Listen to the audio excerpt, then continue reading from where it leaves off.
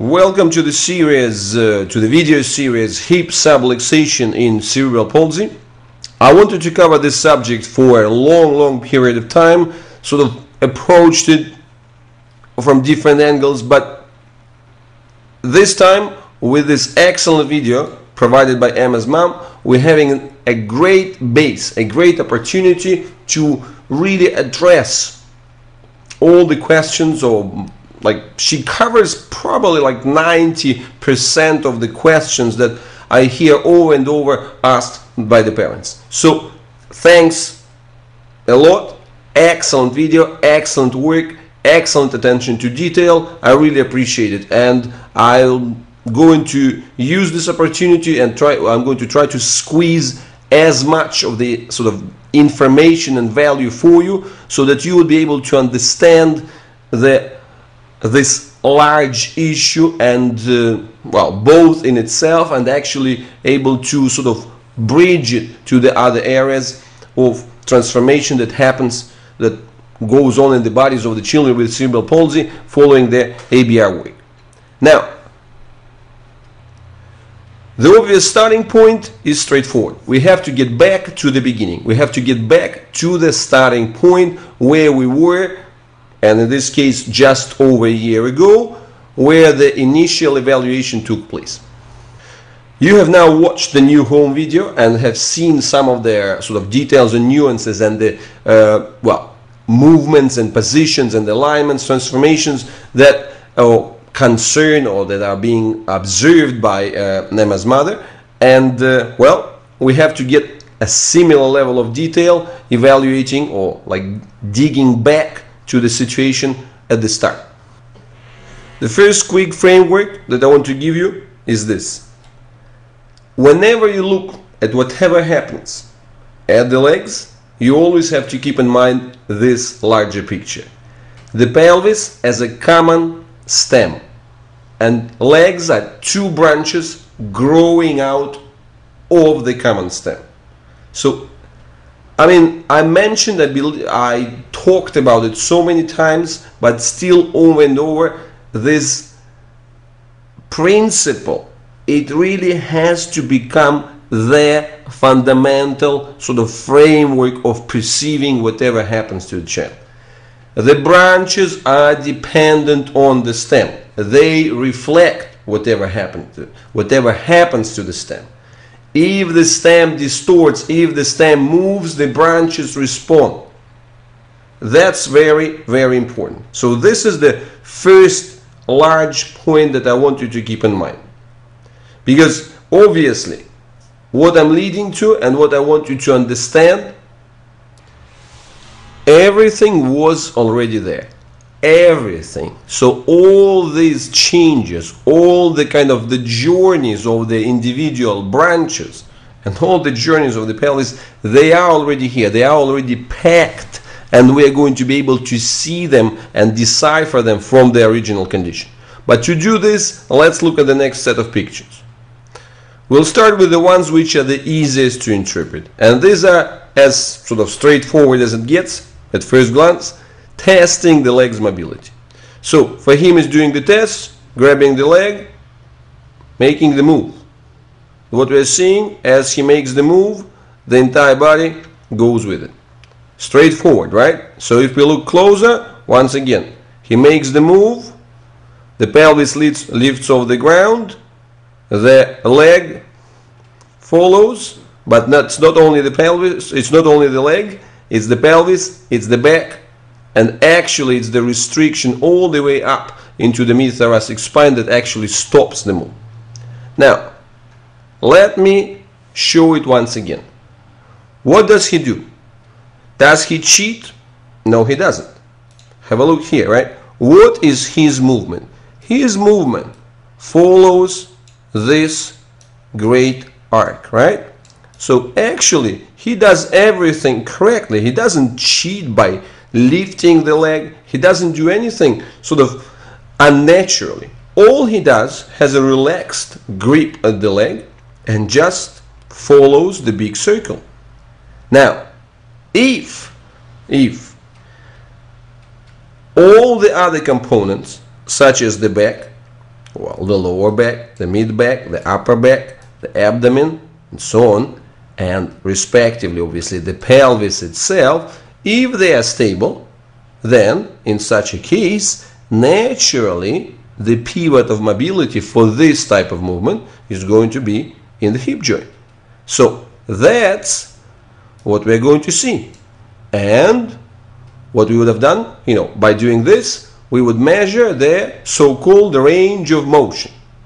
So this is something that you have to understand, that the main tool that both physical therapy and orthopedics have for evaluations of what's happening and what transformations are taking place in the child's body, or in your child's body, are based on this range of motion. And this range of motion is measured in degrees. And obviously, right, so the normal range of motion, for instance, for flexion, is something like measured from the ground, right, all the way until, say, bending the leg all the way over here. So it's going to be something like 140 degrees. So that's the numeric measurement. And in this case, what is the physical therapist looking for when he evaluates your child? He's looking, okay, what is the restriction? So they are going to measure this and say, for instance, okay, the total range of motion is not 140 degrees and say 80 degrees, right? If it's 80 degrees, that means it's a 60% deficit. So that's the interpretation.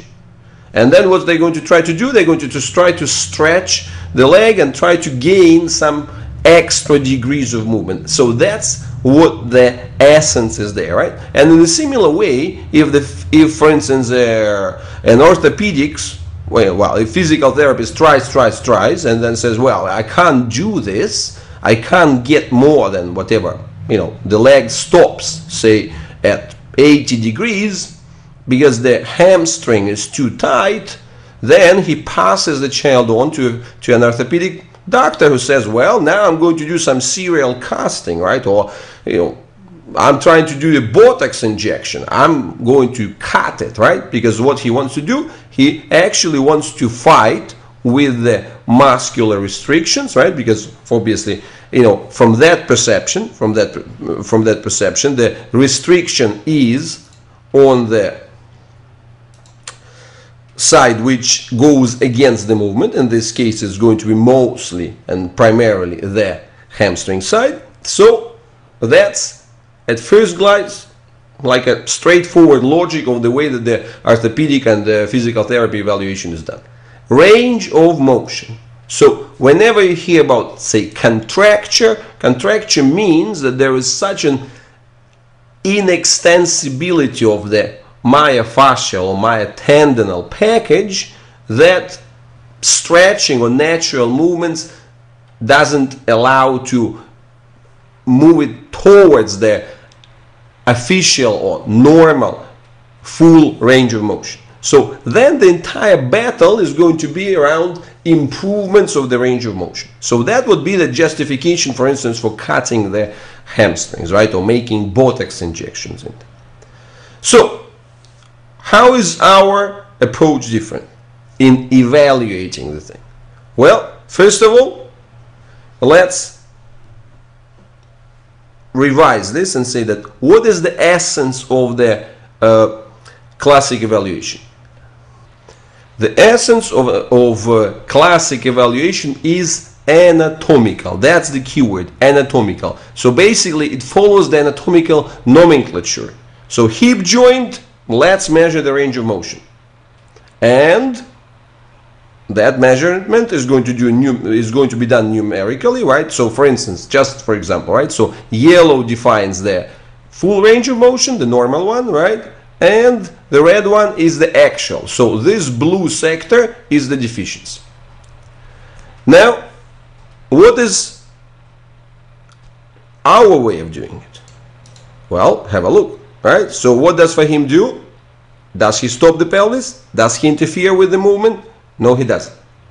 Now, if there was a classic physical therapist or an orthopedic professional looking at it, what reaction we would hear from him? We say, gee, guys, these are amateurs who have no clue of how to measure the range of motion. Why would they say this about us? Well, because for them, the moment the pelvis gets dragged, that's already no longer an anatomical evaluation. So a person who does the evaluation has to ensure the kind of blocking of the movable parts, everything above, he has to block them, and then get back to the test and actually do it in such a way that he would only be evaluating their movement in the hip joint. Now, that's where we come into the very interesting thing. And that's, again, it's not mine, it's a well-known framework which is called pre-conventional, conventional, and post-conventional, right? For instance, well, there are, let me just illustrate it. So, pre-conventional, that's amateur. Conventional, that's a pro. Post-conventional, that's innovation. For instance, in art, right? So, like in 20th century, there were plenty of sort of novelty works, right? Like Picasso and whatever, which were at first glance looking primitive. Like not looking like anything advanced. Compare it to some work on the old masters, right? So it looked as if a child or an amateur has drawn it. How many times have you looked at abstract art and said, gee, you know, I could have done it? So that's exactly the situation, but that's what makes an artist an innovator. Well, he has to pass through the grill of the conventional pro and then actually earn the right to experiment post-conventionally. So to a certain extent, that's a similar situation here. When we look here, we are having a different purpose of evaluation. We are not looking at artificial, anatomical, meaning the evaluation of what's happening in the joint itself. We want to evaluate a longer kinematic chain. In real life, the child, nobody is going to block the pelvis. In real life, the child responds following the natural connections within the body. So therefore, what we have to evaluate a long kinematic chain. And in this long kinematic chain, we start thinking in a trans-anatomical way, right? Not local anatomical, trans-anatomical. Meaning that we don't limit ourselves artificially to a single element, like in that sense a hip joint. We want to see the entire package. How does the natural movement that normally has to end up here in the hip joint and be the like 100% of the movement should be happening there? We want to see the distribution. We want to see what are the first reactions that take place. So we evaluate the so-called angular speed and angular range in the other elements. And if we are going to look at Emma, what we're going to see here, for her, well, you see, this movement to a certain extent takes place within the hip, right, until this range. But then what happens afterwards? That's it. After that, there is no longer any change in the hip itself. So now the pivot has moved all the way above. So that's a very, very important thing to understand. The trans-anatomical understanding, longer kinematic chain, which includes that small, like local, like restricted artificial perception that the range of motion gives. And I mean, I can go long on this subject, what are the shortcomings of the range of motion framework, but for this moment, just have a look like this. This is a post-conventional approach where we are looking at the evaluation of the long kinematic chains where we engage the trans-anatomical thinking. And that's a central message that we want to get back to you.